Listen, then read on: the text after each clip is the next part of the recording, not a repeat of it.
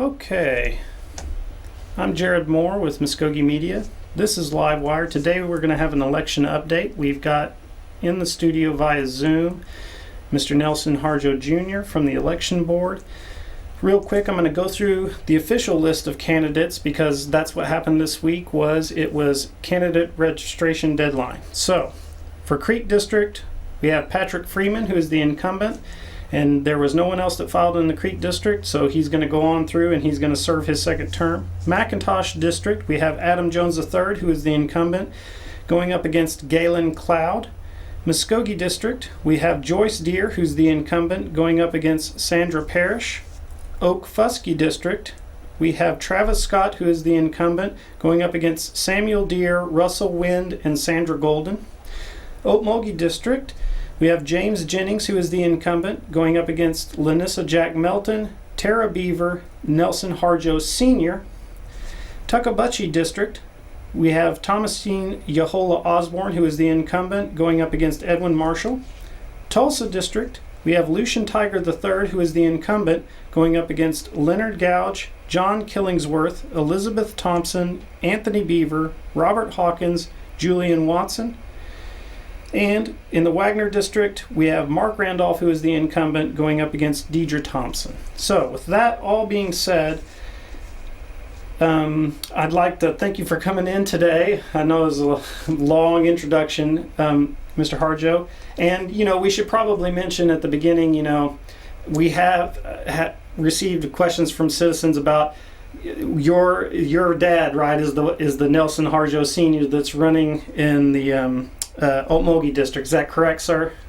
That's correct. Now, do you want to assure the audience you don't have there's no way that you would be able to influence the process here? Yeah, or just talk about that generally?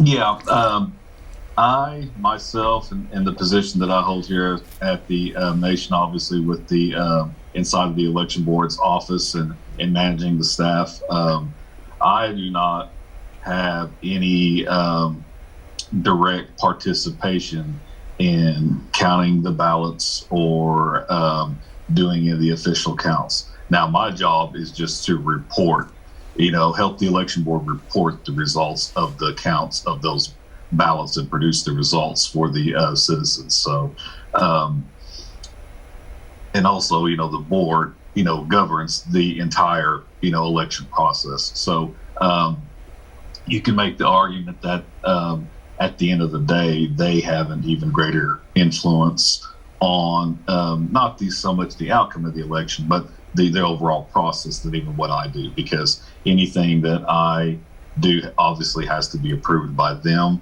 So at the end of the day, they have the final say so in any and all things that may happen. And even they play a more important role whenever it comes to any issues like challenges, any recounts, things of that nature. They're in charge of that process, along with the Supreme Court and anybody else that has interest in any recounts, things of that nature. So just to reiterate, I'm not directly involved with any of the counting procedures themselves. I'm just there to make sure everybody's in place so that way they can do their job. Great. Thanks so much for responding to that. That is a question that we had from citizens about this situation, so it's good that we're clearing all that up. And just real quick, I want to touch on, we had a comment in the chat here about the audio being messed up. It looks like on our end, the audio is okay. I don't see any problems. If after we get done, this is all being recorded, so if after we get done with our stream, there's a problem with the audio, we'll upload a fixed version. But go ahead and feel free to go into the chat and put your questions or comments into the chat while we're doing the live stream, and we'll try to get them answered anyway. And then when we upload the cleaned up version, you can hear the answer. So just because we're having technical problems right now, if we are, then doesn't mean we won't get the answer to the question that you post in the chat. That being said, what are the next deadlines for the election as far as if you're a voter? What's the next big steps that are going to happen for them as far as registration and those things? Okay, so we've already passed the candidate filing period. So the next big deadline that's coming up will be the absentee registration and ballot requesting deadline, which will happen on August 25th. So if you are planning to vote by absentee, I would highly suggest that, you contact our office, request a ballot form. We can get that out there to you however you need. We can fax them, email them. We can even send those through mail. You fill that out, sign it, send that back into us. We'll get you fixed up with an absentee ballot. So that'll be the very next deadline that we'll come up to. Shortly after that, September 8th will be the in-person voting deadline. So that would actually technically be the last day that somebody could register to vote for this primary election, September the 8th. So then after that, the next dates are the voting dates themselves. We have early in-person voting September 15th and 16th, and we will have the primary election on September 18th. So as far as voters are concerned, those are the 1, 2, 3, 4, 5 biggest dates coming up for them. Okay. So we've seen just with the news, the Delta variant picking up. Has there been any discussions with the election board about if we get into a situation where there's going to be a lockdown or something by the time that the election happens? Are there like precautions, or is there anything that you guys are going to ask voters that are showing up to in-person voting to do, or has there, at this point, have we had any discussions like that? We've had some initial and very, very initial discussions with the chief's office about if lockdowns were going to happen again and continue on through the in-person voting and up through election day. The election board could implement rules as far as maybe only allowing a certain amount of people to come into the voting center at a time in order to cast their ballots. And then once they're done casting their ballots and they exit the building, then we can allow X amount of other people in to do that. So because the last thing we want to do is to discourage anybody from coming and casting their ballot. So we've already had initial discussions of that nature. Definitely we would be requiring masks to be worn inside the voting area. And I believe we would implement the social distancing rule where everybody stands 6 feet apart from each other. So like I said, once again, this is very initial. We haven't lined out all the details just yet, but that could be the basic thing that people could expect should we get to that point again. At the very least, it will be masks will be required inside the voting locations. And I'm assuming that anything, if those things change or anything starts like that, then the election board's webpage will have all that information, right? Yes, as soon as we actually have a for sure protocol on all of the exact things that we would require voters to do for COVID, precautions and protocols, we will get that posted on our website and throughout the different social media outlets. Okay, and just for the audience, if you're watching this and you want to see that, there's a link to the election board's webpage in the description of this video, so you can click on it, and that's also going to give you all of these deadlines, the candidate lists, and a bunch of other helpful information for voting, getting registered, and those types of things. So if you want to go, if you get a chance and you're interested, you're going to vote this year, click that link.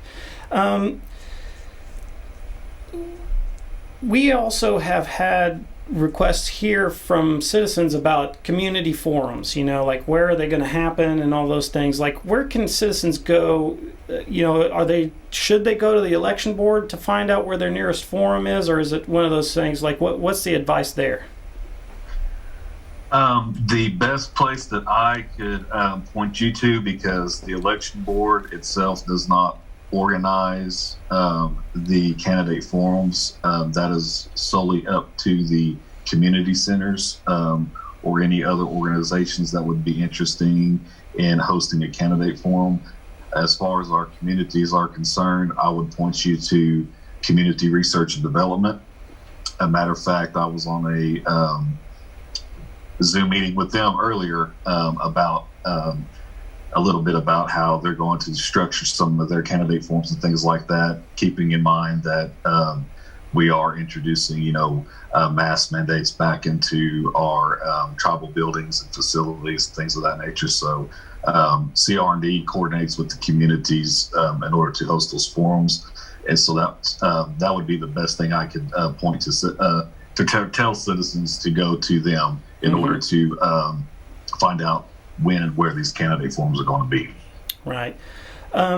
So, and then for the audience, we're also going to, on this channel, we're trying to set up basically kind of like if you're familiar with the format of the Live Wire program, we're going to try to do individual live streams with each candidate and take questions from the chat. So if you have, and that way you can go and watch, it's kind of like to replace our previous video profiles we had done in years before. This time it's going to be one candidate, about 30 minutes or so, and you can ask questions directly of them, and then we're going to ask some questions and also get to hear from the candidate what their platform is, etc. So if you're a citizen that's outside of the area or for whatever reason can't make it to a forum, you'll get a chance to see these candidates in the upcoming month and a half, I guess is what we got left.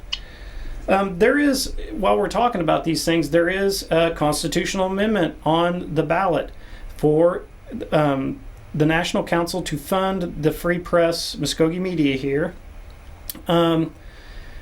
Once that process, so are we going to see results from that in this primary? In other words, if the amendment gets the number of votes that it needs to pass, it won't carry on to the general. Is that correct? Am I correct in that assumption? That's correct. Whenever there is a tribal question that's placed on the ballot, if that question receives the sufficient amount of votes in order to pass, or if it fails, whatever the voters decide, that will effectively become law, to my understanding, after the election is, complete and finalized. Okay. And will the results from that be on, I know that you guys send us a link every year for the election results for our live stream. And for the audience, if you don't know, we do a live stream on election night here, so you can get the results as they come in. We have some entertainment lined up, musical entertainment lined up this year for everybody. It's not the same as previous years. It's going to be a little bit different, but this ballot question, or I guess it's a constitutional amendment question, will that be reported on with those results live at that link? The same deal? Yes, we're going to, and to be honest, I don't know exactly how we're going to format those results this time around, since we've basically introduced a brand new voting system for this election. Some of that was tied to the old system and to the old vendors that we utilized for our elections. This will be brand new. So as soon as we figure out exactly how we're going to get those results posted on election night, to answer your question, those results of the candidates and the tribal question will be posted as well. So everybody's going to know on election night, what the results are, or what the unofficial results are of the election. All right, great. Is there anything that we haven't covered yet? I just want to mention really quickly, we're still getting complaints in the chat about the audio. So everybody that's watching, go ahead and post your questions if you have any, and then we're going to fix everything and upload a fixed version after this is over, if we can figure out what the problem was. It looks okay on our end, but go ahead. Is there anything else that we maybe haven't covered as far as the election, or the general election is going to be Wednesday, November 3rd, and Thursday, November 4th. Is that correct? Yeah, that will be early voting. Yes. And then the general elections that Saturday, November 6th. Correct. All right. Yeah. So we just and once we get to this point, a little bit closer to this primary election, we're going to start posting more and more of the dates that apply for the general election. But I just wanted to make sure, everybody was reminded of all of the dates for sure for the primary, because one of the most important things that happens prior to the primary is when people are requesting an absentee ballot. Once they request one for the primary, we'll automatically have one generated for them for the general as well. So if you get it done, if you get your absentee requesting done, prior to the primary election, we'll go ahead and get you set up automatically for the general, so that way you won't have to worry about requesting one in between the elections. But you still are able to. And like I said, we'll get those dates posted as we get a little bit closer to the primary. So people that haven't signed up to vote by absentee or signed up to vote, we can get you fixed up in between the elections as well. So once we get to that point, we'll get those dates released as well, so everybody knows when they can come in and do those things. If you want to go to the website, I believe we have a sample ballot that's posted on there that everybody can take a look at. Since we do have a tribal question on the ballot this year, I want to just remind everybody to take a look at that ballot, because it's going to be two-sided. So on one side, you'll see all of the candidates, and on the reverse side is the question that will be on the ballot. So it's very important that you look at both sides to make sure that you're able to vote on all the selections that you want to. Yep.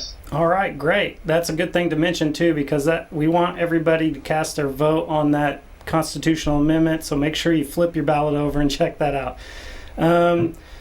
Well, thanks so much for coming in today, and I hope that we can do maybe another update after the primary has gone by, and we'll stay in touch with you. And then everybody out there, I'm sorry if there's some type of audio glitch. We'll figure out what the problem is on our end, and be sure that we're going to upload a cleaned up version after that. And just for the chat, I see there's a comment in the chat that says, "Is that Tommy Chong?"